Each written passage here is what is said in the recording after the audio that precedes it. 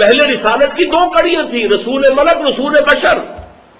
اب تیسری کڑی ہے یہ امت محمد صلی اللہ علیہ وسلم. تا قیام قیامت رسالت کی یہ تیسری کڑی ہے جو لگ گئی ہے. پوری نوع انسانی تک اسی طریقے سے شہادت علی الناس کا فریضہ ادا کرنا.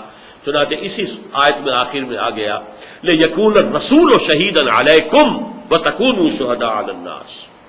اور پھر اس کو کھل کر جو بیان کیا گیا کہ امت کی تاسیس کی غرض و غایت ہی یہ ہے وَکَذَلِکَ جَعَلْنَاکُمْ أُمَّةً وَسَطًا لِتَکُونُوا شُهَدَاءَ عَلَى النَّاسِ وَیَکُونَ الرَّسُولُ عَلَیکُمْ شَهِیدًا. ظاہر بات ہے کہ یہ کام محنت چاہتا ہے، مشقت چاہتا ہے، وقت خرچ کرنا پڑتا ہے، مالی وسائل صرف کرنے پڑتے ہیں. کسی دعوت کو پھیلا دینا، عام کر دینا، پہنچا دینا، اس وقت پورے انسانوں تک اس دعوت کا پہنچا دینا آسان کام نہیں. یہ جہاد فی سبیل اللہ کی دوسری منزل ہے. اب اس کی بھی 3 سب سٹیجز ہیں. سورۃ النحل کی آیت ادعو الی سبیل ربک بالحکمۃ والموعظۃ الحسنۃ وجادلھم باللتی احسن ان ربک هو اعلم بمن ضل عن سبیلہ وهو اعلم بالمہتدین. یہ سوسائٹی کے اندر 3 طبقات کی نشاندہی کی ہے. بہت اہم ہے. یہ لوگوں نے دعوت و تبلیغ کو بڑا آسان کام سمجھا ہوا ہے. لوگ آسان سمجھتے ہیں مسلمان ہونا، اور پھر یہ دعوت و تبلیغ تو گویا کہ بہت ہی آسان کام ہے.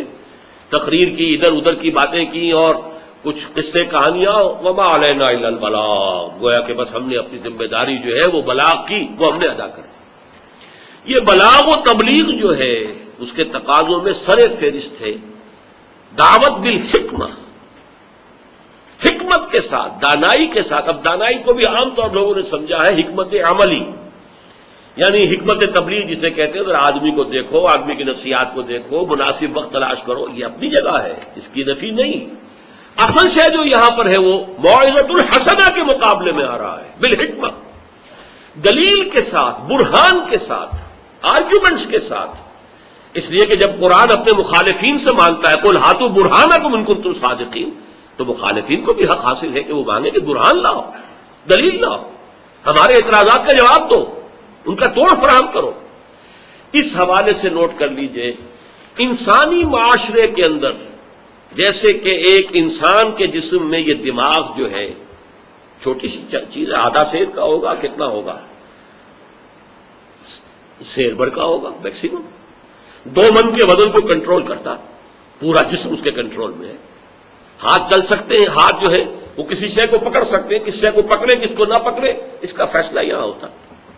اٹھا لو لکڑی ہے، نہیں ہاتھ نہ لگانا سانپ ہے. یہ یہاں سے انفارمیشن پاس ہوئی ہے، یہاں فیصلہ کیا گیا، یہاں سے حکم آیا اور ہاتھ آگے بڑھ گیا تھا اور پھر پیچھے کھٹ گیا. کنٹرول کہاں سے ہو رہا ہے؟ یہاں سے. پاؤں ہمیں لے کر چل سکتے ہیں، کدھر جائیں کدھر نہ جائیں، فیصلہ یہاں ہوتا ہے. بالکل اسی طرح انسانی معاشرہ بیہیو کرتا ہے ایک لیونگ آرگنزم کے طور پر. اس کا ایک برین ٹرسٹ کہلاتا ہے. ان کا انٹیلیجنسیا، انٹلیکچوئل ایلیٹ اصطلاحات مختلف ہیں. ایک طبقہ ہے وہ سوچنے سمجھنے والوں کا ہے، وہ طے کرتے ہیں کس چیز کا فروغ ہونا ہے، کس چیز کو روک دینا ہے، کدھر بڑھنا ہے، کدھر سے پیچھے ہٹ جانا ہے. یہ سارا معاملہ جو ہے طے ہوتا ہے وہاں. وہ برین ٹرسٹ جو ہے، وہ جو انٹیلیجنسیا ہے، انٹلیکچوئل ایلیٹ ہے، وہ طے کرتے ہیں. اور پورا جو ہمارا قوم کا معاشرے کا معاملہ ہے وہ جیسے کہ ہاتھ اور پاؤں ہیں، وہی نعرے زبان پر آ جائیں گے، وہی جو ہے حرکت شروع ہو جائے گی، وہی سارے ہنگامے جو ہے شروع ہو جائیں گے، لیکن فیصلہ کسی اور جگہ ہوا تھا. اب ایسے بھی ہر انقلابی عمل میں آپ کو معلوم ہے کہ سب سے پہلے نظریہ جو ہے وہ جو اس کا ذہین طبقہ ہے وہ اس کو قبول کرتا ہے، پھر اسے وہ گراس روٹ لیول تک پہنچاتا ہے بعد میں. بہرحال اس کے لیے ظاہر بات ہے کہ واعظ و نصیحت مؤثر نہیں ہے. ان کے دماغوں کے اندر نظریات ہیں، افکار ہیں، خیالات ہیں، کہیں ڈارونزم ہے، کہیں مارکسزم ہے، کہیں لاجیکل پازیٹیوزم ہے، کہیں ایگزسٹانشلزم ہے، کہیں امپیریسزم ہے، نہ معلوم کتنے اسم ہے، بے شمار ہے. ڈائلیکٹیکل میٹیریلزم ہے، بے شمار ہے، فلسفے بیٹھے ہوئے ہیں. ان کا توڑ آپ کو کرنا پڑے گا، دلائل کے ساتھ کرنا ہوگا. اور ان کا یہ دماغ حجاب ہے، آپ ان کے دل تک you can't reach their hearts, اس لیے کہ بیریئر ہے. ان کے نظریات جو ہے وہ ایک بیریئر کی شکل میں ہے، آپ ان کے دل تک بات رسائی حاصل نہیں کر سکتے. پہلے اس بیریئر کو پیئرس کرنا ہوگا، اسے توڑنا ہوگا، اس کے اندر سے گزرنا ہوگا۔ اس کے لیے ضرورت ہے ان لوگوں کی جو اسی لیول پر بات کر سکیں، ان نظریات سے کما حق واقف ہوں، پھر ان پر تنقید کر سکیں، تنقید بھی ویلڈ ہو، معقول ہو، منطقی ہو، مدلل ہو۔ ظاہر بات ہے وہ فتویٰ کام نہیں کرے گا، یہ حرام ہے، یہ چیز ٹھیک ہے بھائی، حرام حلال تو اپنے پاس رکھو، یہ قرآن نے فیصلہ کیا، تم قرآن کو مانتے ہو، ہمارے تو یہ دلائل ہیں، ان کا جواب دو۔ جب تک یہ کام نہیں ہوتا آپ اس انٹیلیجنسیا کو قائل نہیں کر سکتے، اور جب تک کہ اس انٹیلیجنسیا میں ایک مضبوط نیوکلیس 100% تو چینج نہیں ہوا کرتا، 100% تو پوری قوم چینج نہیں ہوا کرتی، لیکن یہ کہ ایک مضبوط نیوکلیس جب تک کہ اس انٹیلیجنسیا کے اندر ایسا پیدا نہ ہو جائے جو علی وجہ البصیرت اللہ پر اور آخرت پر اور نبوت و رسالت پر یقین رکھتا ہو، جسے پورا شرح صدر حاصل ہو اسلام پر، وہ پھر دعوت دے اور وہ ان کے نظریات کی نفی کرے۔ گویا کہ امام غزالی اگر انہوں نے تحافۃ الفلاسفہ لکھی، یا امام ابن تیمیہ نے اگر الرد علی المنطقیین لکھی، تو اس کا کوئی وزن تھا، لیکن پہلے غزالی بننا پڑے گا نا، پہلے ابن تیمیہ تک کے مقام تک رسائی حاصل کرنی ہوگی۔ یہ لائف لانگ سٹرگل ہے۔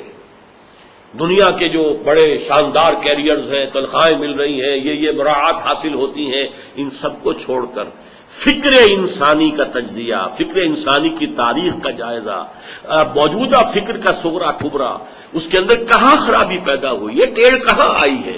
ظاہر بات ہے باطل محض تو کوئی بھی نہیں ہے، باطل محض کا تو کوئی وجود ہی نہیں ہے۔ باطل ہمیشہ حق کی کسی جز کو لے کر اس پر اپنا کانا بانا بنتا ہے۔ باطل میں سلامت ہے ہی نہیں، وہ کھڑا رہ ہی نہیں سکتا، وہ تو کوئی نہ کوئی حق کا جز لیتا ہے اور اس کے اوپر ردے اپنے چڑھاتا ہے، باطل کیا اس کے بل پر وہ اپنا وجود جو ہے برقرار رکھتا ہے۔ آپ کو اس میں تجزیہ کرنا پڑے گا، اس میں حق کتنا ہے، باطل کتنا ہے، صحیح کتنا ہے، غلط کتنا ہے۔